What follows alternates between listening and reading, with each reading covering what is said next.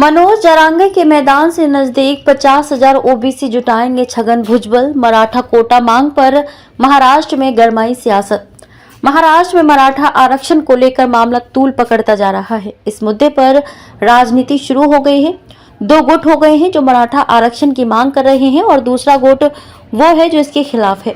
मराठा कोटा का मांग को लेकर मनोज जरांगे भूख हड़ताल पर बैठे। तमाम उठापटक के बाद उन्होंने अल्टीमेटम देते हुए अपनी भूख हड़ताल खत्म की। हालांकि मामला अभी भी गर्म है।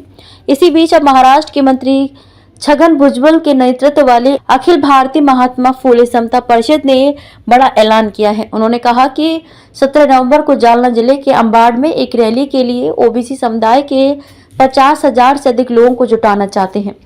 इस रैली में सभी ओबीसी विधायकों को आमंत्रित किया जाएगा। अंबाड़ मराठा कोटा कार्यकर्ता मनोज जरांगे की उस मैदान में कुछ किलोमीटर दूर है जहां से उन्होंने राजनेताओं पर दबाव बनाने और मराठा नेतृत्व को अपने समुदाय को आरक्षण का लाभ देने से दूर रखने के लिए ओबीसी को दोषी ठहराया था। मंत्री भुजबल की अखिल भारतीय महात्मा फुले समता परिषद जो मराठा समुदाय के लिए व्यापक आरक्षण और कुणबी ओबीसी श्रेणी में इसे शामिल करने के विरोध में सबसे आगे है। छगन भुजबल की परिषद अंतरवाली सारथी से कुछ किलोमीटर दूर अंबाड़ में एक रैली की योजना बना रही है। अंतरवाली सारथी वही जगह है जहां मराठा कोटा कार्यकर्ता मनोज जरांगे 2 बार भूख हड़ताल पर बैठे थे। हिंगोली में भी रैली की तैयारी। पुलिस मुख्यालय ने अंबाड़ में रैली की घोषणा के बाद स्थिति की समीक्षा के लिए मराठवाड़ा के सभी यूनिट कमांडरों के साथ एक वीडियो कॉन्फ्रेंस की। 17 नवंबर की रैली के बाद एक और रैली की तैयारी है। ये दूसरा रैली 26 नवंबर को हिंगोली में आयोजित की जाएगी। छत्रपति संभाजीनगर में जरांगे ने कहा कि अगर सरकार आरक्षण की मराठा मांग को पूरा करने के लिए 24 दिसंबर की समय सीमा से चूक जाती है तो वह उन राजनेताओं के नाम लेंगे जिन्होंने पिछले 20 वर्षों से अपने लिए आरक्षण का लाभ उठाया लेकिन समुदाय को इससे वंचित कर दिया। मराठा कोटा के खिलाफ भुजबल। एक प्रभावशाली अन्य पिछड़ा वर्ग ओबीसी नेता और अजीत पवार के एनसीपी के खाद्य और नागरिक आपूर्ति मंत्री भुजबल ने सोमवार को कहा था कि वह ओबीसी कोटा हिस्से में किसी भी मराठा अतिक्रमण की अनुमति नहीं देंगे और इस उद्देश्य के लिए अपनी ही सरकार के खिलाफ जाने के लिए तैयार हैं।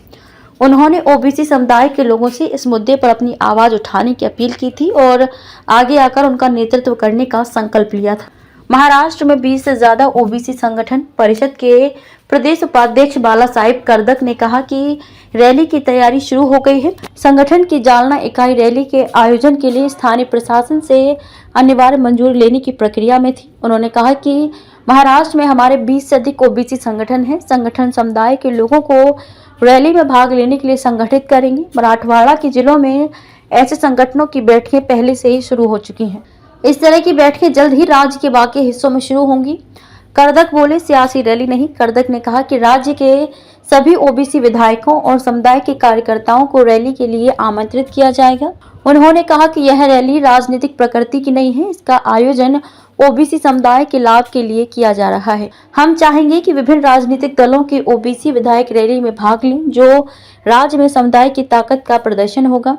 मराठा कोटा से ओबीसी कैसे होगा प्रभावित? बाला साहेब करदक ने कहा कि राज्य में ओबीसी समुदाय के लोगों को आशंका है कि अगर मराठों को ओबीसी श्रेणी में पूर्ण आरक्षण दिया जाता है तो इसका उन पर प्रतिकूल प्रभाव पड़ेगा।